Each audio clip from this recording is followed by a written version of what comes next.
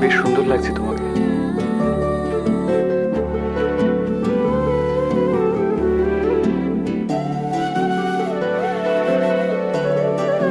কতদিন পরে আমাকে এইভাবে দেখলে বলো তো? তুই লাস্ট কবে ওকে আই লাভ ইউ বলেছিস সার্থককে? আমার ভুল হয়ে গেছে। I am sorry Kanak.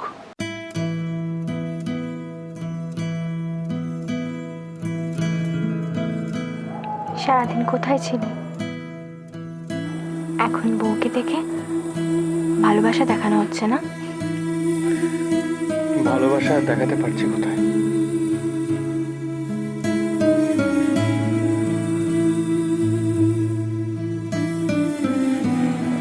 কি হয়েছে তোমার? না, কিছু না। অনেকদিন ধরে একটা প্রশ্ন করব ভাবছি তোমার, কিন্তু হ্যাঁ বলো না। আজ সত্যি কথা বলবে তো আমার? তুমি কি চাও না আমি মার কথা মতো কোম্পানির কাজে তোমাদের সাহায্য করি? আমি তোমায় কষ্ট দিয়ে কিচ্ছু করতে চাই না।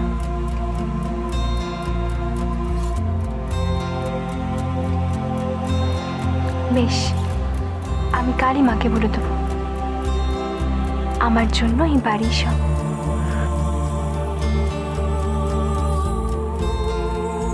I am sorry Kanak.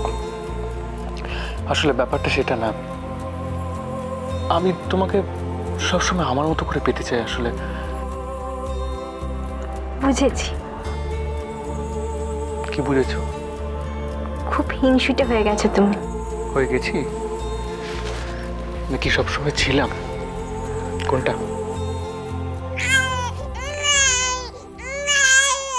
দেখলে তো? না, তুমি যাবে না। কাঁদছো, আমি যদি না থামে সবাই চলে আসবে এক্ষুনি। ছাড়ো, ছাড়ো। কি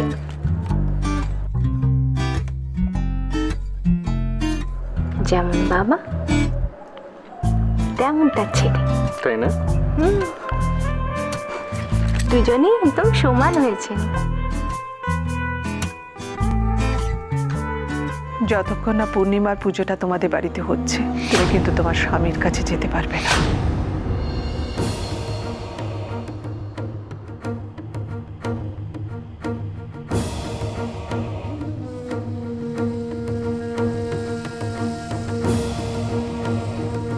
ঘুম পেয়ে গেছে আমার,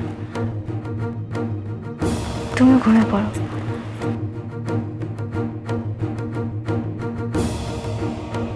তবে কি কনক আর আমাকে ভালোবাসে না? নইলে এভাবেও আমার কাছ থেকে দূরে সরে যাচ্ছে কেন?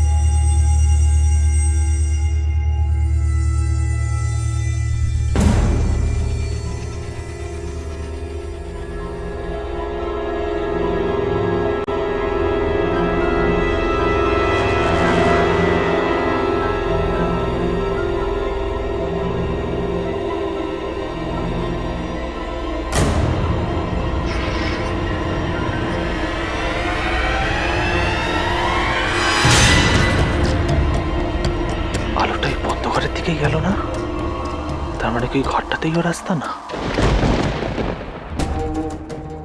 এই নীল কে, কোথা থেকে এসেছে, কি ওর পরিচয়?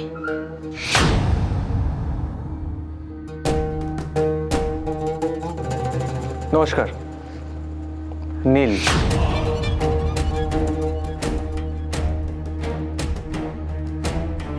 এটা তো পরিষ্কার বুঝতে পারছি কনক নিশ্চয়ই কিছু একটা আড়াল করতে চাইছে, কিন্তু কি সেটা? আমাদের চারপাশে যারা রয়েছে মামি, যাদের সঙ্গে আমাদের শ্বাস প্রশ্বাস পর্যন্ত জড়িয়ে রয়েছে, তাদের সবাইকে কি আমরা সত্যিই চিনি? আর যদি চিনিও, সেই চেনাটা কি কখনো ভুল প্রমাণিত হয় না? কনক নীলের পরিচয় আড়াল করতে চাইছে, কিন্তু মানুষ চেনাটা ওর জীবনে বারবার ভুল প্রমাণিত হয়েছে। সত্যি দিন দিন যেন ও কেমন দুর্বোধ্য হয়ে উঠছে। কিন্তু কেন? ওকে আবার নতুন করে কিছুতে জড়িয়ে পড়ছে। আমায় ক্ষমা করে দাও মা, আমি তোমার কোনো প্রশ্নের উত্তর দিতে পারবো না। তবু তুমি যদি আমাকে একটু ভরসা করে থাকো, তাহলে নীলকে এই বাড়িতে থাকতে দাও মা। না না, ও যদি নিজে থেকে কিছু না বলে তাহলে আমাকেই ওর উপর নজর রাখতে হবে। এইভাবে আমি ওকে কোনো বিপদের মুখে ফেলে দিতে পারবো না।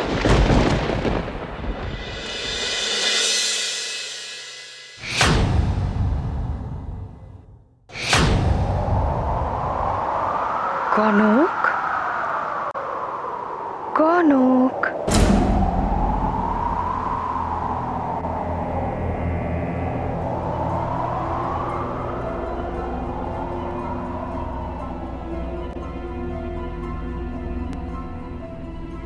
আমি যে কাজটা করছি সে বিষয়ে অনেকটা এগিয়ে গেছি। আজ রাতে সবাই ঘুমিয়ে পড়লে আলাদা করে দেখা করতে পারবেন বাইরের করিডোর।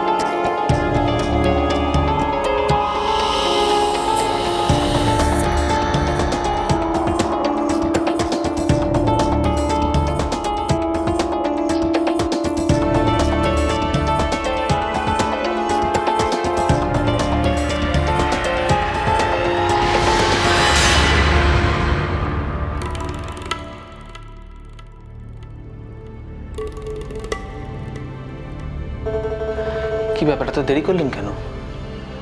এইভাবে দেখা করা যায়? কি বলবেন বলুন।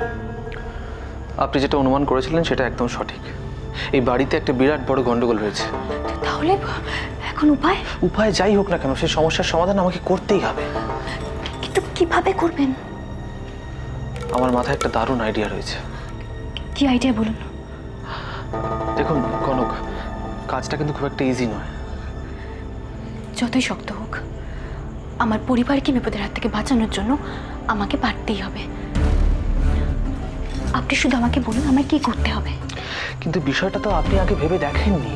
কি বিষয়?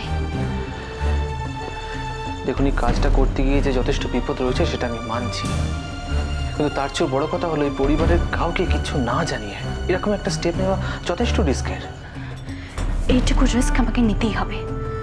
আপনি শুধু আমাকে বলুন আমায় কি করতে হবে। বেশ,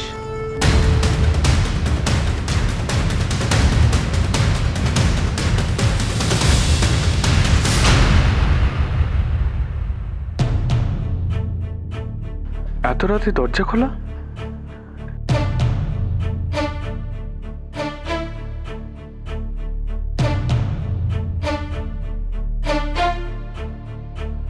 কার গলার আওয়াজ পাচ্ছি?